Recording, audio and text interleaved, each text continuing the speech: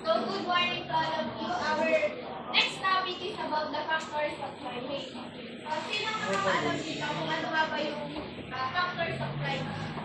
Meron ba kayong ideya? Yes, we have factors of climate. These are the factors that affect climate. And then, there are different factors that affect climate. And one of those is first is the possible location of a certain place. Halimbawa, kung mararamdaman natin ngayon, kung kapag nasa Tagaytay ka, since mataas yung lugar na yung malamig. So, Pasig, ganun din. And so, yung mabababang lugar, sila yung mas nakakaranas na. Okay, thank you po. So, first factor is the latitude. So, diniscuss na rin naman ito ni Mr. Rensen. So, Mr. Beringa, Above vertical plane of the are below fluctuating can be occurring they are activated in the smaller and smaller areas because of the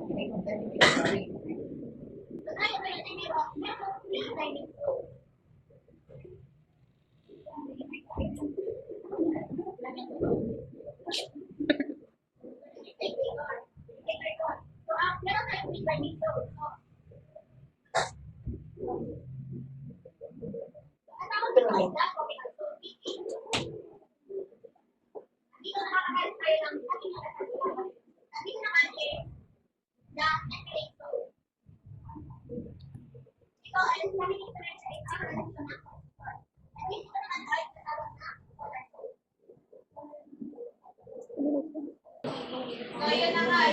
Lagi lang nandaan na yung mga countries na malapit na equator, sila yung makakaranas ng magiging at yung mga countries naman na malayo sa equator is cool yung temperature na cool. Nararanasan ko. Next factor is the altitude.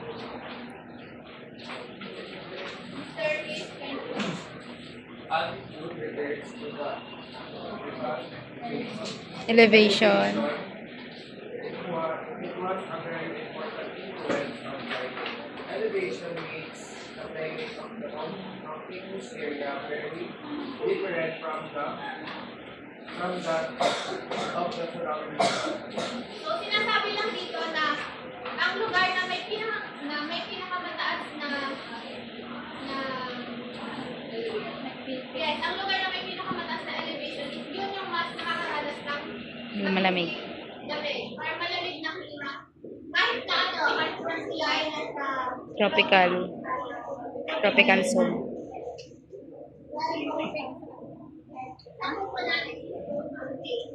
Ito ba na nakakagay ng mountain pa yung ginamit kayo? Pero yung mountain lang eh. So, ano yun na. Ang walang kasi sabi na ng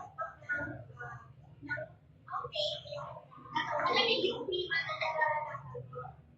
At may iba na kasi yung pinakakit na. Example na lang po ay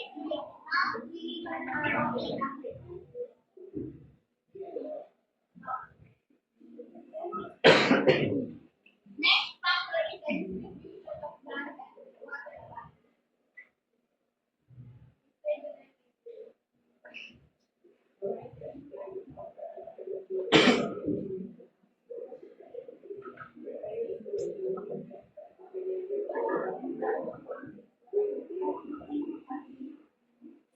Kung sinasabi lang dito na yung island, ang island is nakabalimutan siya na water ng tubig. Sinasabi lang dito na ang island is hindi gaano nagbabago yung klima kapag yung tubig, yung nagbibigay ng yung tubig yung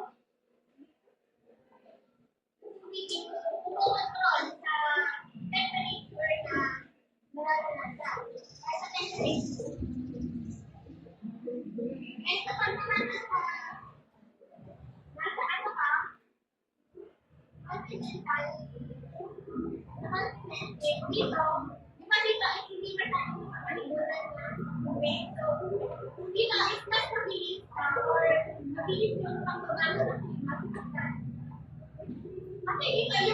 ano, yung lupain, ano ba hindi na maka-afford na heat at saka ng gabi. And sa, ang hindi naman is mas bumabay. Since na kailan na yung makalimutan ng water, yun, hindi ka ano sa mga next is our rapid fire.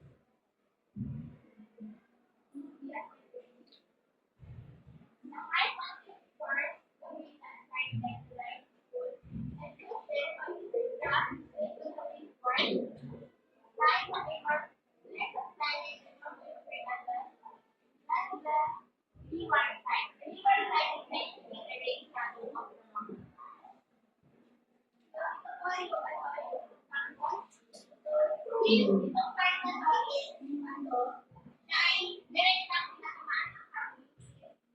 Dito is, yung hangin dito is, malamig. Kapag taas na dito is malamig. Ito nga yung pagbabahan dito is, ang taas ng lugar, paglamig na klima. And, yun nga, sa pagtaas na, nagiging, ano siya, nagiging ano siya, maraming transformation.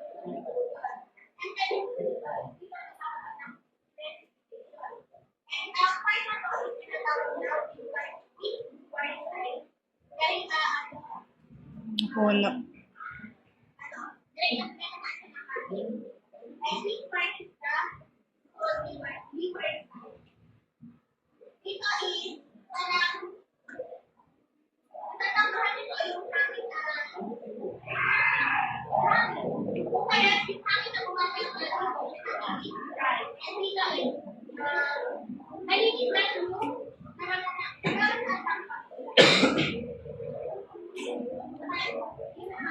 yung leeward side is leeward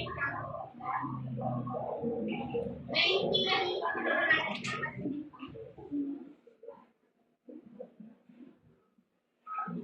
pressure and domain.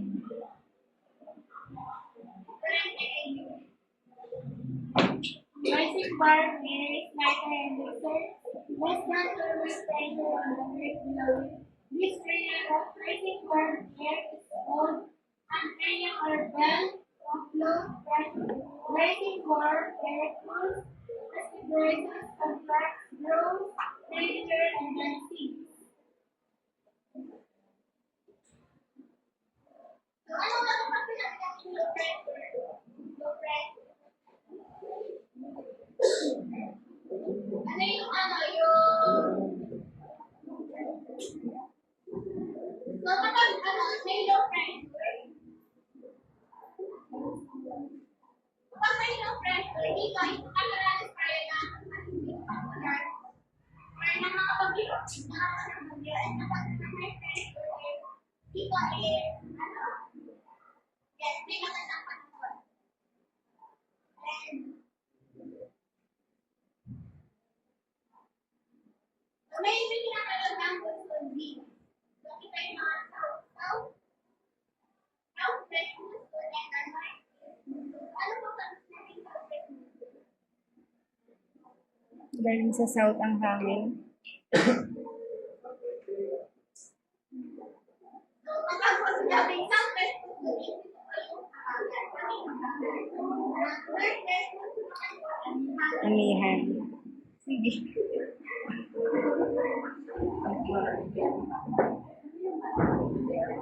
next is the overhead current.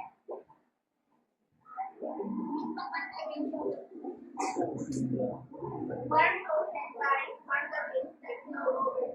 Cold flows and currents influence the highway of nearby land by cooling the winds that blow over them. So yung warm flows and currents, ito yung warm flows and currents is nagagaling sa mga tropical zone. And kapag yung currents ngayon is tumaas na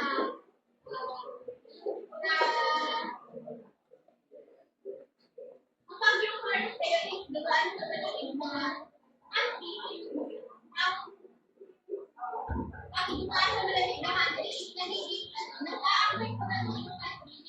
Ikaw warm na yung dalawa, nagiging warm na yung zone.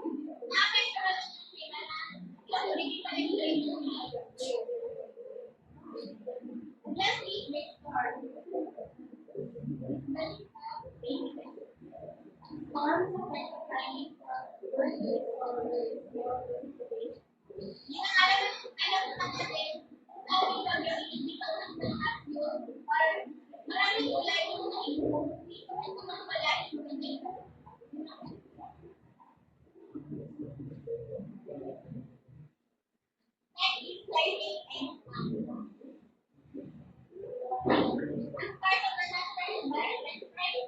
Ay, so, sa paano po paraan ng affect what factors affect ano epekto ng climate na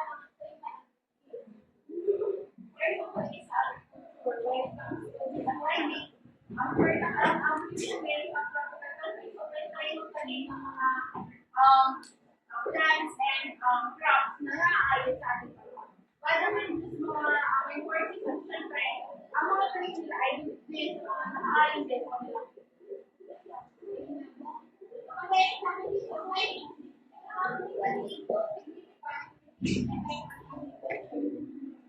and having if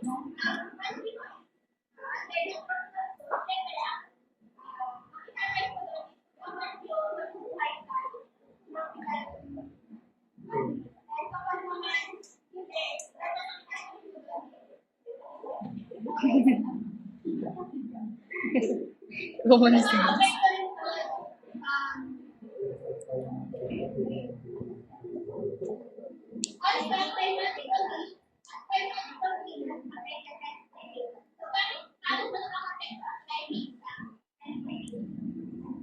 Airplane.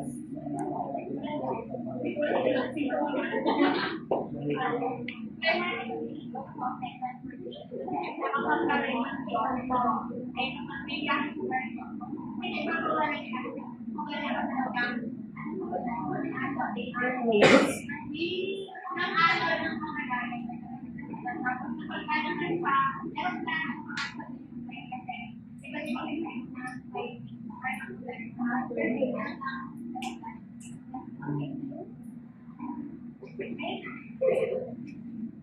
Yun po yung kung paano makaka-affect yung kaibigan at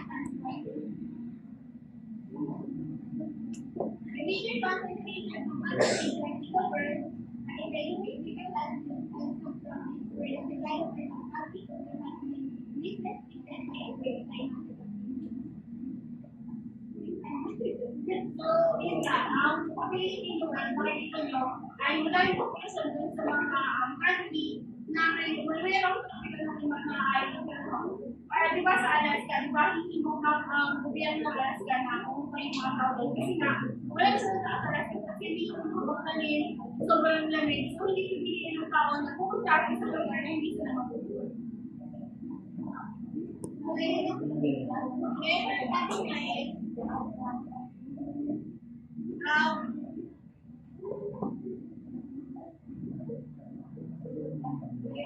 Maraming nakatira sa mga tropical countries sa pagkakita ay kaya nila mabuhay ng payapa.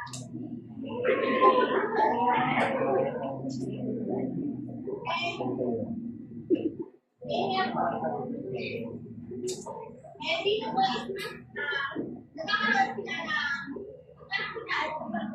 nakakita ng pagkakaroon or yung pagkakaroon. So,